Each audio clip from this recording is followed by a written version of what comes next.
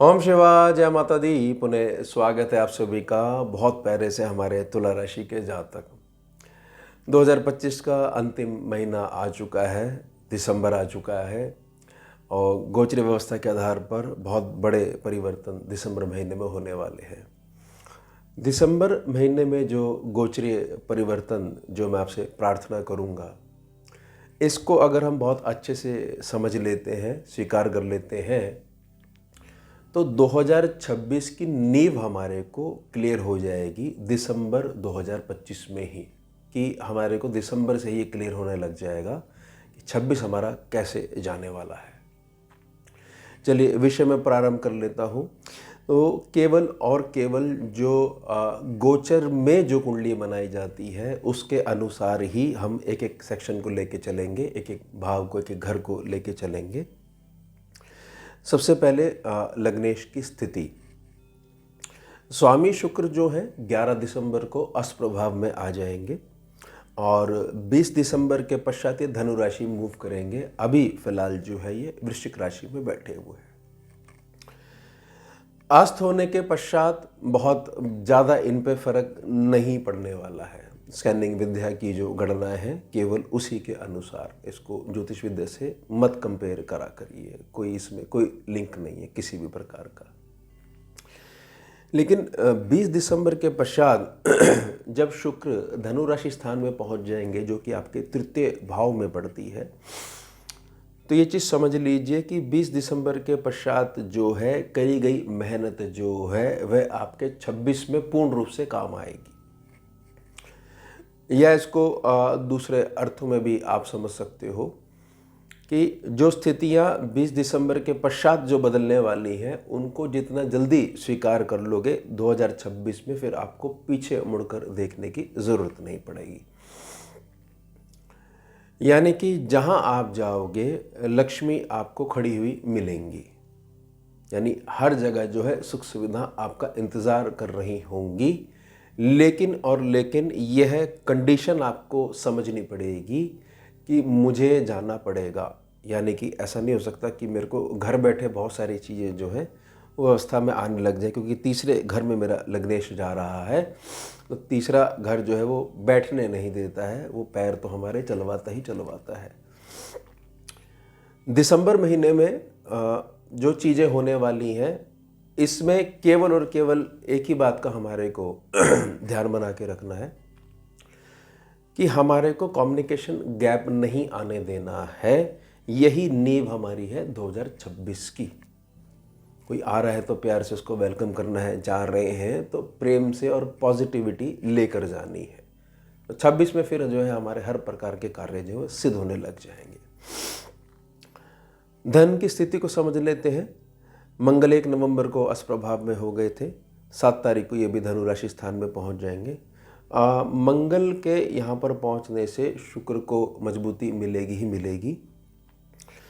ध्यान बना के रखिएगा कि तीसरे भाव का मंगल है वह जितना देखने में ऐसा लगता है कि लोड डाल रहा है हमारे ऊपर, भार डाल रहा है, वजन पड़ने लग गया, जबकि मंगल तीसरे सेक्शन में जो है आपसे बिल्कुल सटीकता से कर्म करवाने की ताकत रखता है।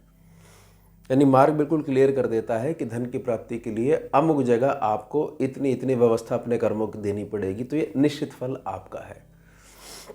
तो दिसंबर महीने में धन भंडारण की स्थिति जो है वह बहुत ज़्यादा उत्तम रहने वाली है, क्योंकि लग्नेश का साथ भी मिलेगा और 7 दिसंबर के पश्चात स्थिति और भी अधिक मजबूत होगी। लेकिन इसके लिए कुछ यात्राओं का दौर रहेगा। तीसरा सेक्शन जो है धनु राशि है। ये देख लीजिए 4 बड़े बड़े ग्रह वृश्चिक राशि से निकल के धनु राशि स्थान में पहुंच जाएंगे। अब स्वामी जो बृहस्पति है 5 दिसंबर के पश्चात ये मिथुन राशि स्थान में आ जाएंगे, भाग्य स्थान में आ जाएंगे, सम्मुख आ जाएंगे, अपने भाव के सम्मुख आ जाएंगे।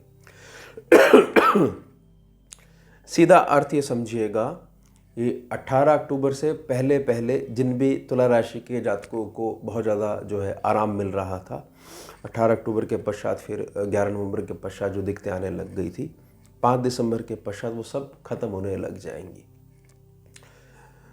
मतलब ऐसा समझ लीजिए जैसे जहाँ तक ये कंप्लेंट करता है कि मैं जहाँ जाता हूँ मेरे को कार्य नहीं बनता है, अब वहाँ जहाँ जाओगे वहाँ कार्य जो है आपका पहले से बना हुआ मिलेगा, मात्र एक छोटी सी फॉर्मेलिटी आपको करनी पड़ेगी और समृद्धि 5 दिसंबर के पश्चात स्वयं आपको ढूंढते हुए आ जाएगी। इसे समझ लीजिए ये है कि जब भाग्य बड़े हाई लेवल पे जो है आशीर्वाद अपना देना शुरू करता है। सुख स्थान और शुभ पंचम त्रिकोण भाव शनि के अंडर में है। 28 नवंबर के पश्चात शनि सीधे हो गए हैं, मार्गी हो गए हैं, मीन राशि में बैठे हुए हैं। तीखी दृष्टि जो इनकी तीसरी है वह ज़्यादा प्रबल हो गई है।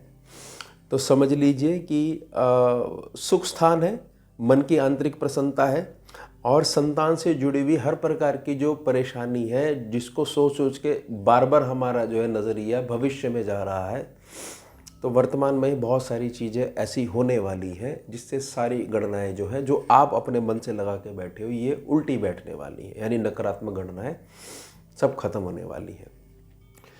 सुख स्थान के स्वामी का छठे सेक्शन में बैठना ठीक है, लेकिन अगर स्कैनिंग विद्या में आप देखोगे तो इनका आधा हिस्सा यानी बृहस्पति अतिचारी है, तो शनि से प्रॉपर जो है काम जो लेना है वो बृहस्पति आराम से करवा लेंगे। वो एक रटी रटाई गणना नहीं कि छठा सेक्शन खराब होता है जब शनि यहाँ बैठ गए, तो देखिए शनि जहाँ बैठेगा ना वहाँ की गारंटी लेता है। तो पुनः मैं लग्नेश की स्थिति पे आपको पुनः लेके आ रहा हूँ। जब शुक्र तीसरे सेक्शन में पहुँच जाएंगे तो सारे के सारे ग्रह उनकी इस नीति का अनुसरण करेंगे, तो शनि भी आपको सुख की भरमार देंगे कर्म के माध्यम से, आपकी संतान पक्ष को मजबूत करेंगे कर्मों के माध्यम से। तो अब जो 2026 जो आ रहा है उसमें दिसंबर हमारे को बहुत अधिक जो है एग्रेसिव होकर कर्म क्षेत्र में उतारने का जो है संकेत दे रहा है। अब छठा सेक्शन है, मीन राशि है, स्वामी जो है कर्म क्षेत्र से इनकी जो दृष्टि छठे सेक्शन पे पड़ रही थी वह हट गई, 9वीं दृष्टि, और मिथुन राशि स्थान में आ गए हैं। शनि यहाँ पर बैठे हुए हैं, वक्रीय हैं अभी 11 नंबर से जो वक्री चाल में हो गए थे। अभी थोड़ा समय आप ये मान सकते हो 2026 में मई जून तक का समय आप ये समझ लीजिए कि जैसे कि एक बड़े व्यापारी को इंतज़ार रहता है एक बड़ी डील का, उससे पहले उसका बड़ी तसल्ली के साथ घर का खर्चा आराम से चलता है। तो इस प्रकार से आपके जो भी कार्य हैं, रोजी रोटी के जो भी साधन हैं वो जून तक 2026 तक बहुत बड़े चलने वाले हैं। उसके पश्चात एकदम से 2 जून के पश्चात इसमें बहुत हाई लेवल की जंप्स आने वाली है। यह है बृहस्पति की स्कैनिंग विद्या में जो जिस प्रकार से वो अनुसरण करते हैं, जिस हिसाब से जो गोचरी व्यवस्था में जो ऊर्जा प्रदान करते हैं। तो ऐसा नहीं है कि आप ये मान के चलेंगे कि बे नहीं साल तो हमारा 26 शुरू हो गया, दिसंबर में ये बात समझाई जा रही है, अभी तक क्यों बड़ा बदलाव नहीं हुआ है, क्योंकि बेस को थोड़ा सा बनाने में समय लगता है। और सप्तम भाव है, मेष राशि स्थान है, 7 दिसंबर के पश्चात स्थितियाँ बहुत अधिक बेटर होने वाली हैं। लेकिन आपको ये चीज़ समझनी पड़ेगी, हमारा जितना अधिक सोशल नेटवर्क मजबूत होगा उतना ही हमारा 7वां सेक्शन जो है, खासतौर से जब वो मेष राशि और मंगल से रिलेटेड है तो वो बहुत ज़्यादा मजबूती प्राप्त करेगा। अगर हमारे अंदर ये एक भावना ये बैठी हुई है कि हमें किसी से बातचीत ही नहीं करनी है, मेल मिलाप रखना ही नहीं है, कोई गेट टुगेदर करनी ही नहीं है, तो यहाँ पर जो 7वां सेक्शन है वो कम आपको आशीर्वाद दे पाएगा। लेकिन हमें पूर्व में जब सूचना मिल रही है तो हमारे को उस प्रकार के क्रियाएँ करनी ही क्यों है, खुल के लोगों से मिलना है, गर्मजोशी के साथ लोगों से मिलना है और अपने जो संपर्क है उनको बढ़ाना है। अष्टम भाव है, शुक्र के पास है, लग्नेश है क्योंकि तुला लगन है।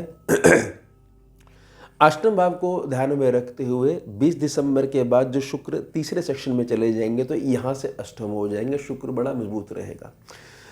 यह जो समय रहेगा 20 दिसंबर के पश्चात आपके भविष्य को केवल एक बेस पे क्लियर कर देगा कि आपके यहाँ जो घर में स्त्री पक्ष है वह आंतरिक रूप से कितना प्रसन्न होकर आपको आशीर्वाद दे रहा है। ये समझ लीजिए कि गठजोड़ जो है वह आपका कितना अधिक मजबूत है आपके जीवन साथी के साथ, खास तौर से जो है मेल है आप तो तुला राशि या तुला लगन के, तो यहाँ पर ये मैं आपको थोड़ा सा प्रार्थना कर रहा हूँ। तो शुक्र जो है सबसे पहले जो उसका कारक है उसको ही पकड़ेगा और बहुत सरलता के साथ आगे आपके बहुत सारे काम बनवाने शुरू कर देगा। भाग्य सेक्शन है, बुध के अंडर में है और बुध की स्थिति 3 बार बदलेगी। तुला राशि स्थान में 6 दिसंबर से 29 तक, फिर वृश्चिक में, वृश्चिक के बाद 29 के बाद फिर वृश्चिक से धनु में। तीनों स्थितियां भाग्य को ध्यान में रखते हुए ठीक है, लेकिन ये वक्री बृहस्पति जब 5 दिसंबर के पश्चात यहाँ पर आ जाएंगे तो आपके जीवन में भाग्य की बढ़ोतरी कुछ आध्यात्मिक पक्ष को भी उजागर करेगी। तो हो सकता है आपके जीवन में किसी प्रकार का आध्यात्मिक मार्गदर्शन अगर हो रहा हो या होने वाला हो तो इसको सरलता से स्वीकार करिएगा। ऐसे वाणी मत करिए कि ये इन चक्रों में ज़्यादा नहीं पड़ना चाहिए, क्योंकि बृहस्पति हैं, अतिचारी हैं, वो जो कुछ कर रहे हैं उसमें ही हर व्यक्ति का कल्याण है, बस समझना आना चाहिए उनको। उसके पश्चात जब तक ये 5 दिसंबर तक जब तक ये यहाँ बैठे हुए हैं तो उच्च प्रभाव होने से ये चीज़ समझ लीजिए कि 18 अक्टूबर से लेकर 5 दिसंबर का जो समय रहा वह थोड़ा सा हमारे प्रोफेशन के लिए थोड़ा सा ऐसा रहा कि कुछ दिन ऐसे निकल गए तो उससे हमेशा के लिए गणना तो नहीं हो जाएगी, हमेशा काम अच्छा चलेगा। थोड़ा सा नेगेटिविटी आ रही थी, 5 दिसंबर के बाद कम होने लग जाएगी और घर का आंतरिक माहौल भी बहुत ज़्यादा एकांत प्रिय, शांत प्रिय बना रहेगा, बड़ा सपोर्टिव रहेगा। खासतौर से जो घर के बुजुर्ग हैं उनका जो साथ है, उनका आशीर्वाद है खूब भर भर के मिलेगा। तो प्रोफेशन सेक्शन जो है 5 दिसंबर के पश्चात जो है पूर्ण रूप से आपका साथ देगा, यानी एकदम जो है सरलता का स्थिरता के साथ चलने वाला है। अब 16 दिसंबर के पश्चात जो है धनु राशि में सूर्य बाबा पहुंच जाएंगे, वृश्चिक राशि में बैठेंगे। सूर्य जब तक सेकंड सेक्शन से इनका संबंध है बहुत अच्छा है। थर्ड सेक्शन में जाने पे ये चीज़ समझ लीजिए कि थोड़ा सा आपको बहुत बड़े लाभों के लिए थोड़ा सा एक्स्ट्रा एफर्ट करने पे जोर देना पड़ेगा।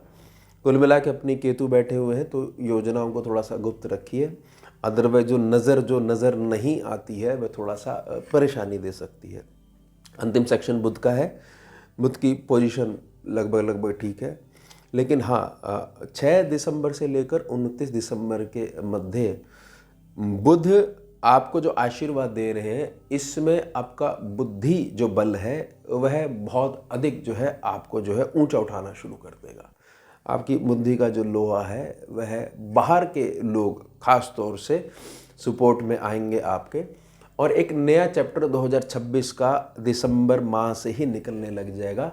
ये जो चीज़ जो मैं प्रार्थना कर रहा हूँ ये 6 दिसंबर से 29 दिसंबर के मध्य कर रहा हूँ, इसके बीच में बुध बड़े अच्छे से सेटलमेंट में आ जाएंगे। 29 के बाद जब ये धनु राशि में स्थान में पहुँच जाएंगे, तीसरे भाव में पहुँच जाएंगे, तो फिर अब आपको जो मेहनत करनी थी वो उतनी कर चुके हो। 29 के बाद फिर उसको रिजल्ट मिलने लग जाएंगे और तब तक जो है हमारे नए साल की शुरुआत होने लग जाएगी। तो इसलिए ही ये हमारा बेस रहेगा। अब कुल मिला के दिसंबर महीने का मूल क्या है? दिसंबर महीने का तुला राशि तुला लगन के जातकों के लिए यही मूल है। अगर आपके अंदर कोई गुण है, विद्या है, तो जब तक आप अपने मुख से नहीं बोलोगे तब तक किसी को पता नहीं लगेगी। थोड़ा सा संकीर्णता वाले नेचर को छोड़ना पड़ेगा, ये संकल्प लेना पड़ेगा। तो 2026 आपका बहुत ज़्यादा नाइस जाने वाला है। तो ये हो गया हमारा उत्तम विषय। मिलते हैं आपसे अगले भाग में नए विषय के साथ। जुड़िए और जोड़िए। ओम शिवा, जय माता दी।